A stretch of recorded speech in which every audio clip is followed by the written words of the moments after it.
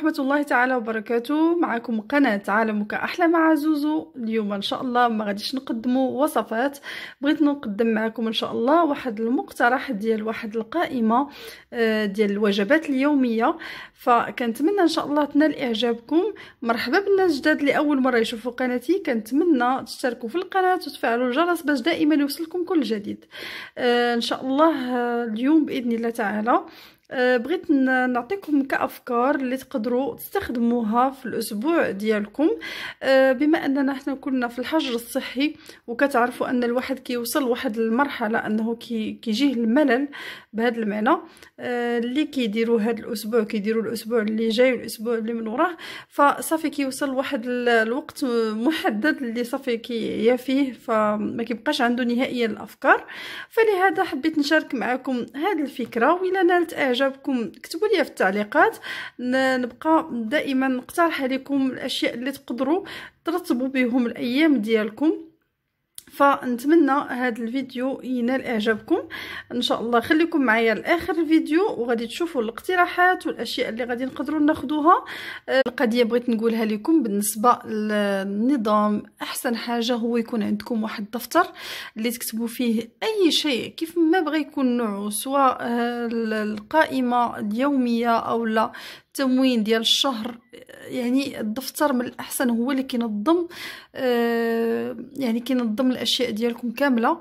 وان شاء الله الا بغيتوا عندي واحد المقترح ديال التنظيم ديال ماشي التنظيم، يعني البلانينغ، كيفاش من نهار من عفوا منين كتفيقي حتى كتنعسي شنو هما الانشطه او لي زاكتيفيتي اللي تقدري ديري، ويكون فيها واحد التنظيم بشكل كبير. لان حنا كنا ربات البيوت كيكون عندنا واحد الضغط كبير اللي هو منه المراجعه ديال الاطفال وتوضيب البيت، يعني ترتيب البيت، الاكل، يعني بزاف ديال الاشياء.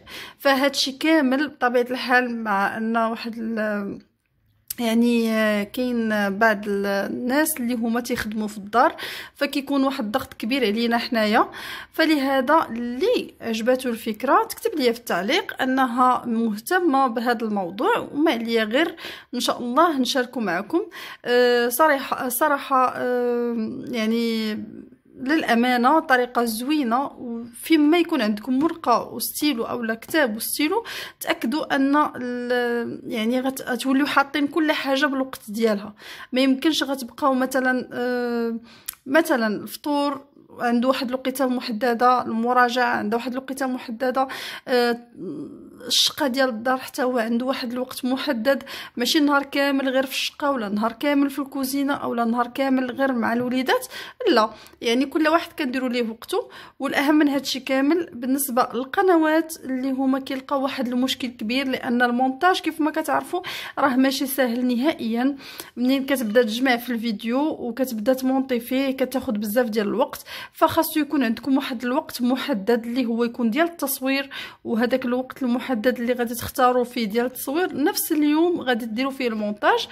يعني الا بغيتوا هذه الفكره قولوا لي في التعليق، وعلى الراس نبدا معكم ان شاء الله باش نوريكم القائمه اللي وجدت انا كيف قلت لكم سابقا انه هذا غير كاقتراح، نتوما لكم الاختيار عاوتاني على حسب كل واحد والافراد الاسره ديالو والامكانيات ديالو كتختلف من واحد للثاني. يعني ما غاديش نربطكم بهذا الشيء لكم، ما غاديش نربطكم انا بالمنيو اللي انا وجدت، غير هو كاقتراح لكم. اكيد درت لكم في حال سسبانس، درت لكم التشويق. غادي نبداو ان شاء الله، غادي نبداو على بركه الله. بحال انا المهم عز عليا ننظم هذاك الشيء بحال المدرسه، بحال غير نقترح عليكم هذه الفكره وهذا التنظيم اللي صراحه كيريحني. يعني اش نقول لكم 100%. ما كنبقاش نفكر نهائيا، كنعرف نهار الاثنين اش خاصني، نهار الثلاث اش خاصني، نهار الاربع حتى نهار الحد، لان هذه القائمه كنديرها مدتها 7 ايام. صافي. كان هذوك الاشياء اللي كنخدم بهم على طول الاسبوع كنجيبهم. غنشارك معكم انايا الطريقه ديالي. بحال مثلا نهار الاثنين كنبغي نفطر مثلا انا صراحه مره كنبغي نشرب الحليب، مره كنبغي نشرب الشاي او لا اتاي. كتختلف من واحد للثاني كيف ما ذكرت. وبالنسبه للاشياء اللي هما كيكونوا مرافقين للشاي او الحليب اللي هي المربى، زيت الزيتون، الجبن والخبز. بحال دابا النهار اللي غنفطر به هنايا غيختلف هنايا بطبيعه الحال، غيختلف في نهار الاربعاء. يعني ما غيبقاش نفس الفطور عفوا. ما غاديش يكون هذاك الروتين ديال الفطور بشكل يعني متشابه. غادي يكون شي حاجات اللي هما يا بحال الزبده، الزيتون ولا زيت الزيتون عفوا، اولا الجبن اولا المربى. هادو اشياء اللي هما ضروريه وكتكون في الفطار، وكتختلف عاوتاني من بيت للبيت الثاني. كاين بعض البيوت اللي كيبغيو يشربوا الحسوه اولا كيقولوا لها الحريره البيضاء. الناس د مراكش كيقولوا لها. تحيه لهم من هذا الفيديو. بالنسبه اولاد شيشه كاين الناس اللي كيبغيو يفطروا بالبيض مسلوق. عاوتاني كتختلف من واحد للثاني. مثلا كاقتراح اليوم الاثنين انا بغيت ندير الطاجين ديال الخضار بالدجاج مع سلطه والخبز والرز بالشعريه، لان الزوج ديالي كيبغي الرز بالشعريه. داكشي علاش. وبالنسبه للعشاء كيكون شويه خفيف، لان الغداء ملي كيكون هنا الغداء عندنا شويه دسم اولا تيكون متكامل. فالوجبه ديال العشاء خاصها تكون شويه خفيفه. يعني ما كاينلاش نديرو طاجين اولا شي حاجه اللي تكون ثقيله على المعده. خاصها غير شي حاجه اللي تكون خفيفه ومفيده في نفس الوقت. يعني شوربه ديال الخضار راها كافيه. يعني الا بغيتو تضيفوا معها شويه ديال الطوست اولا الخبز لكم الاختيار. بالنسبه ليوم الثلاث اولا الثلاثاء كيف ما شفتوا الاشياء اللي هنايا مختلفه على هنايا، ونفس الشيء بالنسبه على مدى الاسبوع. مثلا كنحاول انه نستفد من البروتينات، من الفيتامينات، الكالسيوم، النشويات. يعني الاشياء عديده كنحاول نستفد منها عفوا على طول الاسبوع او على مدى الاسبوع. كيف ما كتشوفوا هنايا مثلا اقتراح ديال اليوم الثلاثاء. اسمحوا لي سخفت هضرت ما خديتش الراحه. كيف ما كتشوفوا بحال دابا هنايا كاين الزبده عاوتاني راها زوينه ومفيده. الزيتون اسود. هنايا دايره كيكه الخبز. بالنسبه هذا الفطار ديال اليوم الثلاثاء. بالنسبه للشرب كيختلف. نقدروا نشربوا حليب، نقدروا نشربوا اتاي. انا صراحه الله يعني الحليب والاتاي اولا الحليب والشاي كنستافدوا منهم بجوج في نفس اليوم. يعني كاين واحد الفتره كتكون ما بين وجبه الغداء والعشاء اللي كاين اللي كيبغي ياخذ فيها الفواكه، كاين اللي كيبغي يشرب فيها الشاي مع شويه ديال الحلويات اولا نوع من المعجنات. هذا كيبقى اختياري من اسره لاسره ومن واحد للثاني كتختلف هذه الحاجه. ثاني شيء بغيت ناكد عليه ان الوجبات الاساسيه خاصهم يكون عندهم واحد التوقيت محدد لهم. الا بغيتوا عاوتاني هذا اقتراح ثاني اللي باغي ينزل من الوزن ديالو يكتب لي في التعليق. نقدر ندير لكم انا قائمه اللي كتختص بالاكل الصحي 100% مع التوقيت ديالو باش كيعطيكم واحد النتيجه ديال ديال الوزن ديالكم، انكم كتقللوا في مده قصيره. وهاد الطريقه انا جربتها مع الزوج ديالي وفعلا جابت واحد النتيجه خياليه لاي واحد فعلا ملي كيشوف النتيجه ديالو ما كيتيقوش انه نزل في واحد الفتره قصيره. الى بغيتوا هذا الاقتراح ديال الاكل الصحي او الاكل ديال الرجيم، هو ماشي رجيم، هو غير يعني اكل غنبعدوا على الزيوت الدهنيات وغادي نلتزموا بالتوقيت اولا بالوقت عفوا. بقيت معكم انا في المنيو ديال الرجيم، و ما شاركتش معكم الوجبه ديال الغداء ديال اليوم الثلاثاء اللي كتكون عباره عن سمك والعدس ورز صياديه. هذا كنت شاركته معكم، ان شاء الله جربوا هذه الطريقه، رانا شاركتها معكم في رمضان من الاكلات السريعه.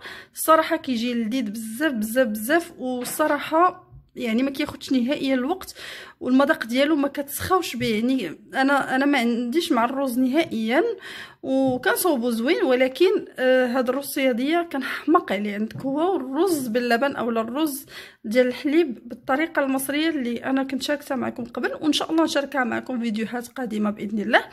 وكيف ما كنذكر ان وجبه العشاء خاصها تكون خفيفه، لان الواحد المعده ديالو كتبقى طحن من الصباح حتى الليل، فما فيها باس الواحد ياكل شي حاجات اللي خفيفه واللي تكون مشبعه وينعس خفيف مرتاح، والمعده ديالو مرتاحه حتى هي.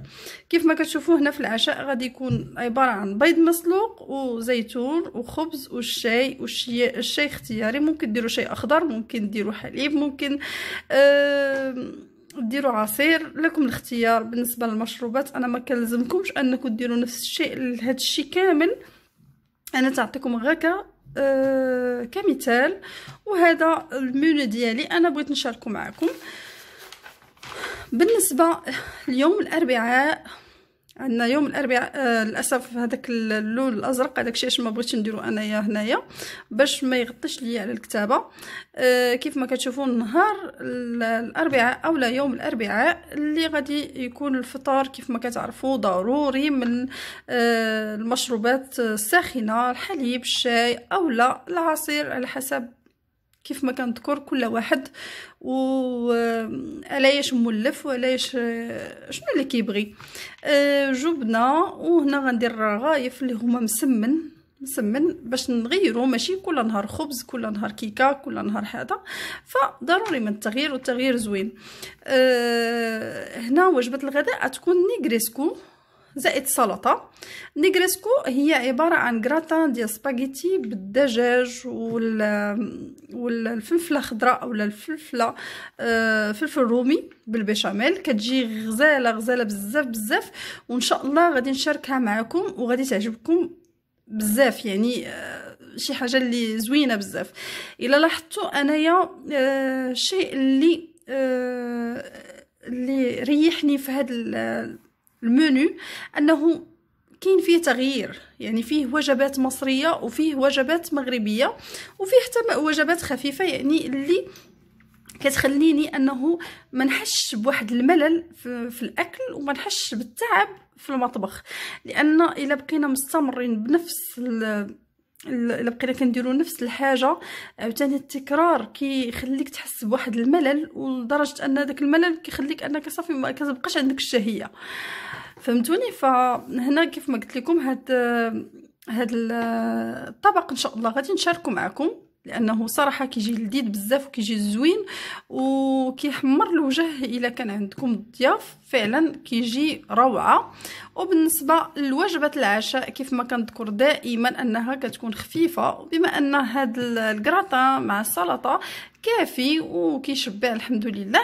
كتجي فتره العشاء، انا دائما كنذكر ان ما بين وجبه الغداء ووجبه العشاء ضروري كتاخذ واحد سناكس، يعني واحد الوجبه خفيفه اللي كتكون عباره عن مشروب ساخن اولا نوع من انواع الفواكه، اولا لكم الاختيار في هذاك يعني ديك الفتره اللي كتكون ما بين العصر والمغرب. من بعد كتجي الفتره ديال العشاء اللي كيكون مكونات الاشياء اللي كنحطوها كاقتراح للعشاء، اللي هو اللانشون اولا الكاشير، الجبنه، الزيتون، كيكه الا كانت متواجده عندكم، الخبز والشاي او الحليب. وكنأكد على الحليب ضروري يكون في فتره العشاء خصوصا للاطفال لانه مفيد لهم بزاف. هنا نهار الخميس ما غادي نوصل لكم نهار الحد حتى غادي نسخفكم معايا.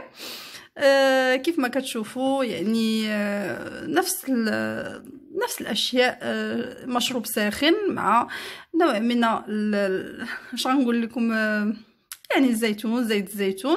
وهنا الجديد اللي غيكون هنا القرص اولا القرص، القراشل، هنا اللي غيكون اختلاف ما بين هذا الفطور ديال الايام السابقه والخميس. هنا بالنسبه لوجبه الغداء غتكون عباره عن الدجاج بالبصل والزبيب، وغتكون معه سلطه والخبز. الا لاحظتوا في هذه القائمه كامله اللي انا شاركتها معكم، سواء الاولى اللي هي من اثنين حتى نهار الخميس، انا ما شاركتش معكم نهائيا المشروبات الغازيه، لان المشروبات الغازيه هي اساس المشكل. يعني ملي كيكون المشروب الغازي كيسد لكم الشهيه وما كتقدروش تاكلوا الاكل الصحي. بالنسبه للعشاء، لان الدجاج بالبصله والزبيب حتى هو كيجوع شي شويه. هنا في الوجبات العشاء غادي حتى هي تكون خفيفه، اللي هي عباره عن سندويتشات بالبيض المقلي ولا لانشون او كاشير، اللي بغيتو. تقدروا ديروا ساندويتش ديال الفرomاج، نتوما لكم الاختيار في العشاء. هذاك وجبه كتكون خفيفه، ما خاصهاش تكون دسمه. هنا بالنسبه ليوم الجمعه اولا الوجبات اللي غادي نحضروها يوم الجمعه، اللي كيف ما كنذكر الفطور كيختلف من واحد للثاني، غير هو هنا الجديد اللي غيكون هو البيض المقلي اللي غادي نديروه نهار الجمعه. وبالنسبه لوجبه الغداء غادي تكون المسقعه باللحمه المفرومه اولا الكفته. هاد المسقعه هي راه شاركتها معكم في رمضان، حتى هي راه كتجي لذيذه بزاف، اللي هي عباره عن الدنجال مقطع مقلي، وكنضيفوا ليه واحد الصلصه ديال الطماطم مع الكفته اولا اللحم المفروم والبيشاميل، وكنديروها في الفرن كتجي لذيذه بزاف مع سلطه وشويه ديال الخبز. وبالنسبه ليوم الجمعه حنا معروف عندنا هنا في المغرب كنديروا فيه كسكسو. انا كنبغي التغيير الصراحه، ما كنبغيش كل جمعه يكون كسكسو. نقدر ندير هذا الاسبوع كسكسو، الاسبوع الجاي ندير اكل تاني، فهمتوني؟ يعني كيكون الاختلاف. بالنسبه للعشاء كاين شوربه الدشيشه حتى هي فيها واحد الفوائد زوينه وخصوصا للاطفال، بيض مسلوق وخبيز. هذا بالنسبه ليوم الجمعه. سمحوا لي الكاميرا ضبط. وهنا غادي نجيو اليوم السبت طبعا قبل نهايه الاسبوع. الفطار كالعاده الحليب او الشاي او عصير، وخبز بالبيض والحليب تا هو غادي نشاركو معكم، كيجي زوين وخصوصا الاطفال كيعجبهم بزاف، وانا شخصيا كيعجبني بزاف. كنقطعوا هذوك الطريفات ديال اي الخبز باريزيان، كنحمرهم شويه في الفران بلا ما يشدوا كيقصحوا شي شويه يعني تقرملوا. من بعد كنضيف عليهم البيض مع الحليب مع السكر مع الفاني، تنخلط هاد المكونات وكنغطس فيهم هذوك الطريفات ديال الخبيز، وكنوجد واحد المقيله. انا كاع وريتكم الطريقه.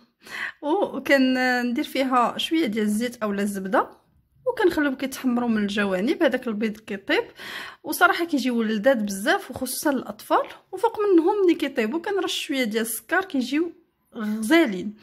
بالنسبه الفطار كنديروا حتى الرغايف اولا مسمن مع الجبن. هذا هو الفطار ديال يوم السبت. وبالنسبه لوجبه الغداء اللي غتكون بغينا نرتاحوا شويه من الدواجن واللحوم والاسماك وداكشي، غادي نديروا يعني خضار في الفرن. غادي نديروا واحد المجموعه ديال الخضار طيب في الفرن مع سلطه ورز ابيض طبيعه الحال والخبز. بالنسبه للعشاء غادي يكون عباره عن بيتزا باللحمه المفرومه اولا الكفته اولا الدجاج اولا الطون. لكم انتقلوا الى يوم الاحد اللي هو اخر يوم من الاسبوع، اللي هو غادي نبداو به قائمه جديده ديال وجبات مقترح ديال الوجبات الاسبوع اليوميه ديال الاسبوع. كيف ما كتشوفوا الفطار هو عباره عن حليب او شاي او عصير كيف ما متعودين، وكيف ما قلت لكم من بدايه المنيو حتى النهايه ديالو ضروري من مشروب زائد كنقولوا ليها القرص او القراشل والجبنه والمربى والخبز. ثاني كي قلت لكم الفطار كيكون روتيني، غير هو الاختلاف اشياء معينه. بالنسبه الوجبات الغداء كاين هنا طاجين ديال اللحم باللوبيا الخضراء اولا الفاصوليا الخضراء، والرز بالشعريه وسلطه والخبز. بالنسبه للعشاء غادي تكون شوربه ديال القرعه الخضراء بالكريمه، كتجي لذيذه بزاف بزاف، غنشاركها معكم ان شاء الله باذن الله. يعني كنتمنى ان المنيو اللي شاركته معكم يكون نال اعجابكم وكان كمقترح اللي هو غيفيدكم. دابا غادي نقول لكم كيفاش انا من بعد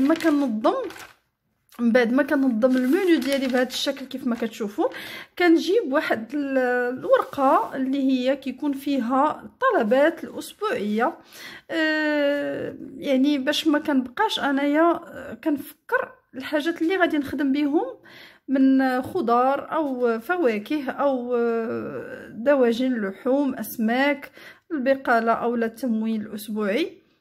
هادشي كيبقى عندي جانبا كنحطو في واحد الورقه بحال هكا، وكنجيب هذاك المقدار ديال هذيك الاشياء اللي انا محتاجاهم.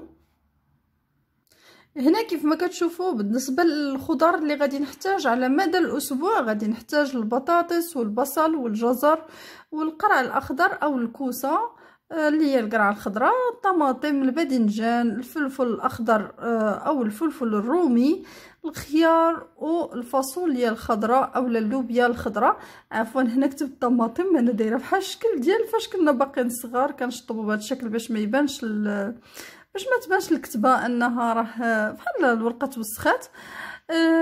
هنا بالكميه اللي انا غادي نحتاجها كتختلف من بيت لبيت، انا كنقول لكم كمقترح ديالي انايا الكميه انا غادي نحددها من بعد. انا بغيت غنوريكم الخضار اللي غنحتاجها على مدار الاسبوع باش ما غاديش يعني مثلا الاشياء اللي نقدروا نجيبوها بالكثره ما غاديش تخسر لينا، هي البطاطا، البصله، الجزر، الخيار، الاشياء اللي انا كنبغي نجيبها بشكل يعني اسبوعي باش ما تخسرش ليا، بحال القرعه الخضراء، الدنجال، حتى الدنجال كيبقى صراحه ولكن ما كيبقاش مده كبيره، الفلفل الاخضر، الفاصوليا، حتى هي الفاصوليا الا جبناها خاصنا نقطعوها ونحطوها في المجمد، الا خلينا واحد الفتره صافي كتخسر بطبيعه الحال.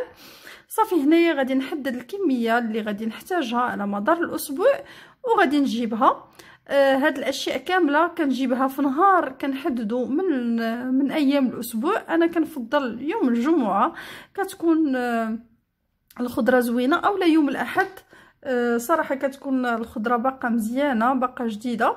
وبالنسبه للحوم او الدواجن والاسماك اللي غادي نحتاج على مدار الاسبوع، الدجاج الكميه حسب افراد الاسره، هادشي كامل على حسب افراد الاسره. يعني الا الاسره كبيره بطبيعه الحال هادشي غيكون مضاعف، يعني الدجاج مثلا لا اسره صغيره فيها 2 ناس 3 4 يعني راجل ومراته ووليدات صغار، بطبيعه الحال يستحسن يديروا دجاجه تكون الكميه ديالها صغيره وزعما على حسب كل واحد والثاني، ما غاديش نربطكم بشي حاجه معينه.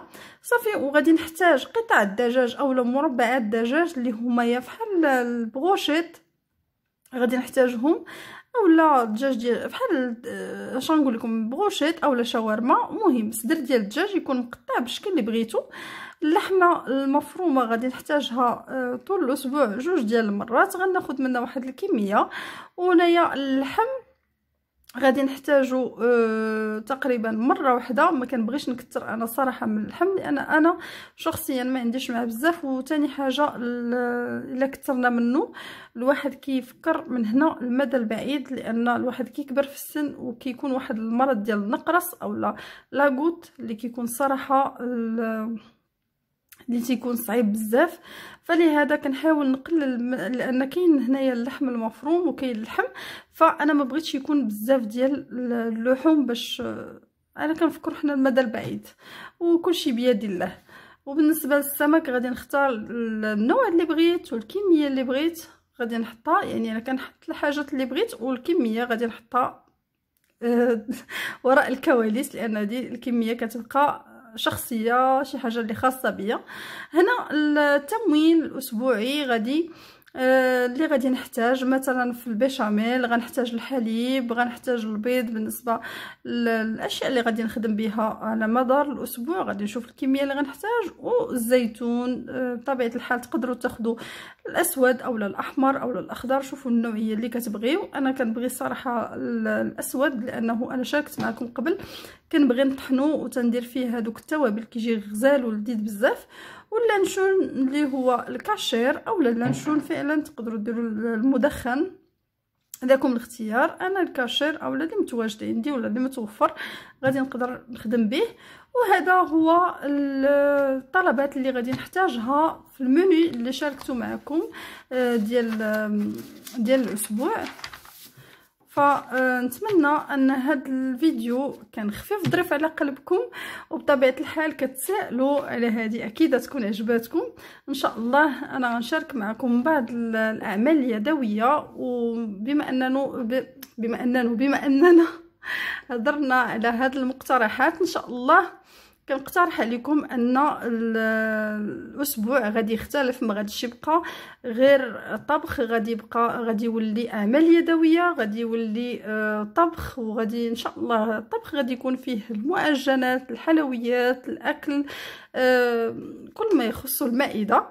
وبالنسبه للاعمال اليدويه الاشياء بحال دابا هذه انا صوبتها من علبه ديال التونه، احتفظت بها ودرت هذا الشراب اللي كتشوفوه. راه كنت شاركت معكم قبل الدومه او المونيكات اللي هما صوبتهم بيديا صافي. وهذه كيف ما كتشوفوا استخدمتها الاقلام كتجي زوينه وشكل ديالها زوين.